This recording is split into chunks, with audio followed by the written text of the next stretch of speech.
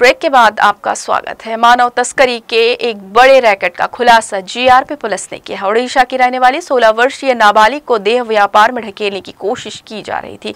GRP की सतर्कता से नाबालिग को बचा लिया गया और मामले का पर्दाफाश हुआ। पुलिस ने पूछताछ के बाद पूरे नेटवर्क की परतें खोली है। दरअसल हीराकुंड एक्सप्रेस से एक युवक 16 वर्षीय लड़की को लेकर उत्तर प्रदेश जा रहा था। रास्ते में लड़की ने विरोध करते हुए ट्रेन में चिल्लाना शुरू कर दिया, जिसके बाद यात्रियों ने इसकी सूचना जीआरपी को दी। बिलासपुर रेलवे स्टेशन पर ट्रेन रुकते ही पुलिस ने कार्रवाई करते हुए आरोपी को गिरफ्तार किया और लड़की को सुरक्षित उतार लिया। पूछताछ में सामने आया कि मध्य प्रदेश निवासी विकास नायक नामक युवक लड़की को बेचने के लिए ले जा रहा था। उसने अपने मुंह बोले मामा निराकार रोहिदास उर्फ डिस्को निवासी ओडिशा से सौदा किया था। निराकार ने उसे भरोसा दिलाया था कि वह एक लड़की की व्यवस्था कर देगा, जिसके बदले विकास ने 1 लाख रुपए देने की बात कही थी। निराकार ने मजदूर वर्ग के परिवार के इस नाबालिग को बहला फुसलाकर अपने जाल में फंसा लिया। लड़की को बताया कि वह रिश्तेदार के घर जा रही है, लेकिन असलियत कुछ और थी। जांच में खुलासा हुआ कि आरोपी उसे देह व्यापार में ढकेलने की योजना बना चुके थे। घटना की जानकारी मिलने के बाद लड़की की CWC बाल कल्याण समिति में काउंसलिंग कराई गई। जीआरपी ने पीड़िता के बयान और सबूतों के आधार पर आरोपियों के खिलाफ मानव तस्करी और पास्को एक्ट के तहत अपराध दर्ज किया है। पुलिस ने बताया कि मामले की पूछताछ 1 नवंबर से जारी थी और अब पूरे नेटवर्क का पता लगाने के लिए जांच आगे बढ़ाई जा रही है। इसने इसे यहाँ से खरीद कर अपने भाई के साथ शादी कराने के उद्देश्य से एवं अन्य व्यापार के उद्देश्य से उनके माता पिता को धोखे में रखकर वहाँ से उनके लेके जाया जा रहा है। ये उड़ीसा के संबलपुर से एक्चुअली बरपाली गांव है, बरपाली बरगढ़ जिला से लेके लड़की को जा रहे थे और संबलपुर से टेम्पो से आकर ट्रेन से चढ़े झारसुगुड़ा रोड से ललितपुर से उसका घर है, टीकमगढ़ बता रहा है अपना घर, वहाँ ले जाना चाह रहे थे और इनके माता पिता को धोखे में रखकर लड़की को भला फुसला के क्या बोल के लेके जाया जा रहा है, शादी करा देंगे करके और दूसरा और प्रलोभन दिए उसे, ऐसा बोल के ले जा रहे थे इनके माता पिता को।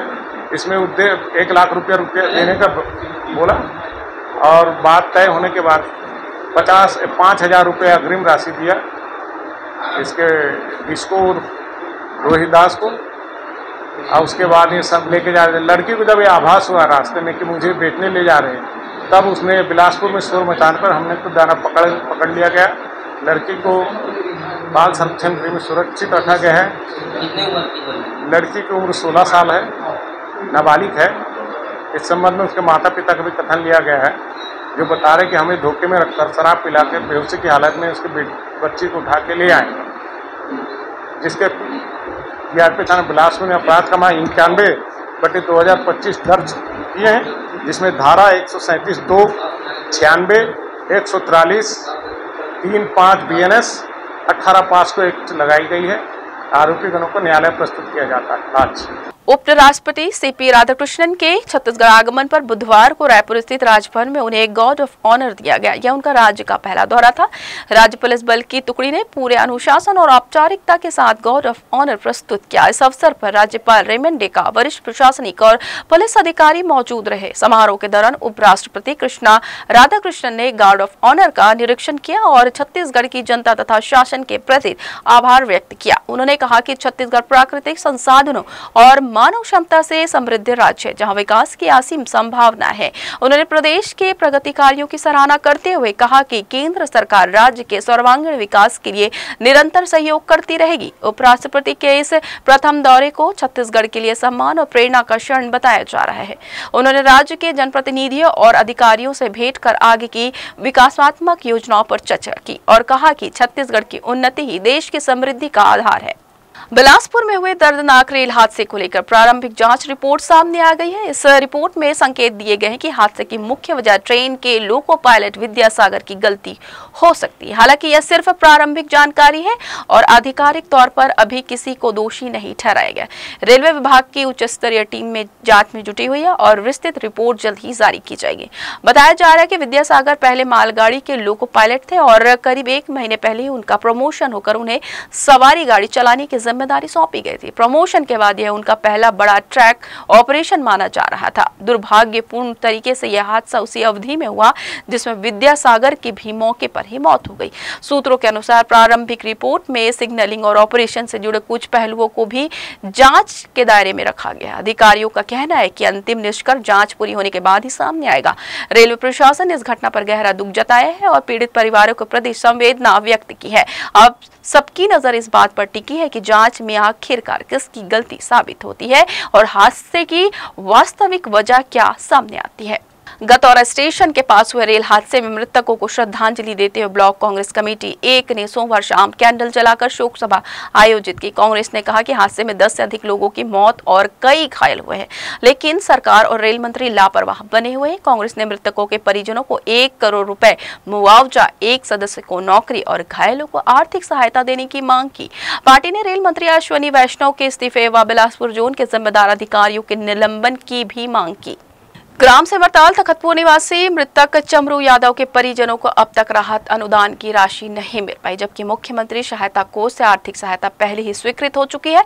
अतिरिक्त कलेक्टर बिलासपुर न्यायालय द्वारा आदेश दिनांक 7 सितंबर 2025 को पारित किया गया था, जिसमें परिजनों को मुख्यमंत्री सहायता कोष से सहायता राशि देने का प्रावधान दिया गया था। परिजनों ने इसके बाद आर्थिक सहायता की मांग की थी, जिस पर कलेक्टर कार्यालय ने प्रकरण को संज्ञान में लेते हुए जाँच पूरी की और राज्य शासन के राजस्व विभाग के दिशा निर्देशों के तहत राहत राशि स्वीकृत करने का निर्णय लिया। आदेश में यह भी कहा गया है कि राशि का वितरण अनुमोदित अधिकारी के माध्यम से किया जाएगा और पूरी प्रक्रिया राजस्व पुस्तिका परिपत्र के नियमों के अनुसार पूरी की जाएगी। इसके बावजूद परिजनों को अब तक सहायता राशि नहीं मिली है। परिवार लगातार कलेक्टर कार्यालय के चक्कर लगा रहा है, लेकिन प्रशासनिक प्रक्रिया में देरी के कारण उन्हें मुआवजा नहीं मिल सका है। परिजनों ने आरोप लगाया है कि आदेश जारी होने के बाद भी जिम्मेदार अधिकारी भुगतान प्रक्रिया में लापरवाही बरत रहे हैं और इस मामले को लेकर ग्रामीणों में भी आक्रोश है। सिमरताल ले आए हम, मोर पति है पानी में बूट के खत्म हो हुआ, पैसा हुआ सब पास हो गए। तहसीलदार है घुमावत है, दस्खते नहीं करे है। अब सब लोग पूछ जाँच करी से तब बताए हैं। कुछ नहीं बोला कि अब मिली कि नहीं मिला, इसे कुछ नहीं कहे है। और वो लड़का हा तो खत्म हो गए तो ओकरे माए तहसीलदार घुमावा थी का चीज बा? अब वही देहा करके कह रही से बेटा पैसा कौड़ी। हाँ। तो तिहार के बाद का बता रही से लक्ष्मी पूजा के बाद हम तुम्हारा देवदाई कही, तेकर बाद वो अभी कोई पता नहीं बताए। 4 महीना होते बेटा खत्म हो। शहर में नो पार्किंग की समस्या दिनों दिन गंभीर रूप लेती जा रही है। जिन स्थानों पर साफ तौर पर नो पार्किंग के बोर्ड लगे हैं, वहीं लोग खुलेआम वाहन खड़े कर देते हैं। इस लापरवाही के कारण शहर के कई प्रमुख मार्गों पर आए दिन जाम की स्थिति बन जाती है। यह समस्या अब शहर के लगभग हर क्षेत्र में देखने को मिल रही है, जिससे यातायात व्यवस्था पर बुरा असर पड़ रहा है। विशेष रूप से गांधी चौक, नेहरू चौक, दयालबंद, तिलक नगर, सरकंडा, राजेंद्र नगर, मंगला चौक जैसे क्षेत्रों में स्थिति अधिक बिगड़ती जा रही है। इन इलाकों में बड़ी संख्या में कोचिंग संस्थान और व्यावसायिक प्रतिष्ठान संचालित है। कोचिंग के बाहर विद्यार्थी ग्राहक वाहन सड़कों पर ही खड़ा कर देते हैं, जिससे मार्ग सकरा हो जाता है और लोगों को आवागमन में भारी परेशानी होती है। कई बार समझाइश और चेतावनी देने के बावजूद लोग नियमों की अनदेखी कर रहे हैं। ट्रैफिक पुलिस ने इस समस्या को नियंत्रण करने के लिए कई बार अभियान चलाए और सैकड़ों वाहनों पर चालान भी किए गए, लेकिन इसका खास असर देखने को नहीं मिला। पुलिस अधिकारियों का कहना है कि लोग स्वयं नियमों का पालन नहीं करते हैं, जिससे स्थिति फिर से बिगड़ जाती है। अव्यवस्थित पार्किंग के कारण न केवल जाम की स्थिति बनती है, बल्कि एम्बुलेंस जैसे आपातकालीन वाहनों को भी निकलने में दिक्कत होती है। अब देखना होगा कि प्रशासन यह पहल कब तक बिलासपुर की अव्यवस्थित पार्किंग समस्या को नियंत्रित कर पाती है। इसमें हम लोगों ने देखिए कोचिंग संस्थान है, प्राइवेट स्कूल्स हैं, जब ये स्कूल छूटते हैं, जब ये कोचिंग छूटती है, सबसे ज़्यादा समस्या उसी समय होती है कि पेरेंट्स आते हैं और कहीं भी गाड़ियाँ बेतरतीब तरीके से खड़े कर देते हैं। उसके लिए हम लोगों ने कोचिंग संस्थानों को बताया है कि वो अपने अपने एक वॉलंटियर्स लगाएं, सिक्योरिटी वाले को लगाएं, जिससे कि कम से कम व्यवस्थित तरीके से पार्किंग हो सके। और पार्किंग व्यवस्थित नहीं होने के कारण ये स्थिति निर्मित होती है। अब एक जगह सिपाही तो लगा नहीं सकते, तो उसको हम लोग उसमें कड़ाई भी करते हैं, कार्रवाई भी करते हैं, लेकिन बच्चों के मामले में हम लोगों ने बाकायदा हमेशा कोचिंग को और पेरेंट्स से अपील की है कि भाई आप एक तो वाहन व्यवस्थित रखें और बच्चों की पार्किंग के लिए, जो बच्चों के वाहन की पार्किंग के लिए व्यवस्था सुनिश्चित करें। आपने कोचिंग तो खोल ली है लेकिन पार्किंग की व्यवस्था नहीं की है, ये ठीक नहीं है। तो इसके लिए आप जरूर कोई ना कोई स्थान इस तरीके से रखें कि जिसमें पार्किंग हो सके, अन्यथा उसमें कार्रवाई पुलिस करेगी। बिलासपुर रेल हादसे में जहां रेलवे प्रशासन के रेस्क्यू पर सवाल उठ रहे हैं, वहीं स्थानीय लोगों ने इंसानियत की सबसे बड़ी मिसाल पेश की। हादसे के तुरंत बाद सबसे पहले मौके पर पहुंचे आसपास के दुकानदार और ग्रामीणों ने बिना किसी सरकारी मदद के राहत कार्य शुरू किया।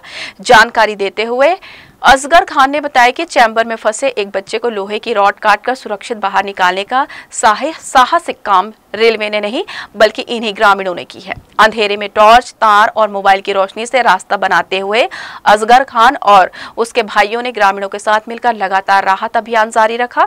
उनका कहना था, अब तक आखिरी घायल बाहर नहीं निकलेगा तब तक हम यहीं रहेंगे। यह दृश्य बता रहा था कि हादसे के मलबे में सिर्फ पीड़ा नहीं बल्कि मानवता की सबसे चमकदार किरण भी दिखी। जब सिस्टम चुप था तब जनता ही बन गई असली रेस्क्यू टीम। ये घटना 4 बजे के आसपास का घटना है भैया, और हम लोग को पता चला हमारा पास में ही दुकान है मोहम्मद रोड में। मेरा नाम असगर खान है और 4 बजे जब हम लोग को खबर पता चला कि 4 साढ़े 4 बजे, तो हम लोग तत्काल, मैं, हमारी टीम, जाकिर भाई लोग सबके सब हम लोग आए हैं, है ना। आप देख रहे हैं मेरे हाथ में क्या है, अभी कैलेंडर है, बोर्ड है ना। यहाँ पर उस समय ना रेलवे की कोई टीम आई थी, एक बच्ची फंसी हुई थी, उसको काट के कैलेंडर से निकाला गया है ना, और जिंदा निकाला गया है। सबसे बड़ी चीज़ ये है कि जिंदा निकाला गया। मैं, हमारी पूरी टीम यहाँ पे अवेलेबल है अभी भी, और जब तक ये पूरा सॉल्व नहीं हो जाएगा तब तक हमारी टीम यहाँ पे अवेलेबल ही रहेगी। पानी पाउच का व्यवस्था करवाया गया है, लाइट 5 मेटल मंगवाया गया है। क्या बोलना चाहिए, यहाँ रोशनी उस समय था नहीं, अभी रेलवे की टीम आई है तो थोड़ा सा रोशनी हुआ है।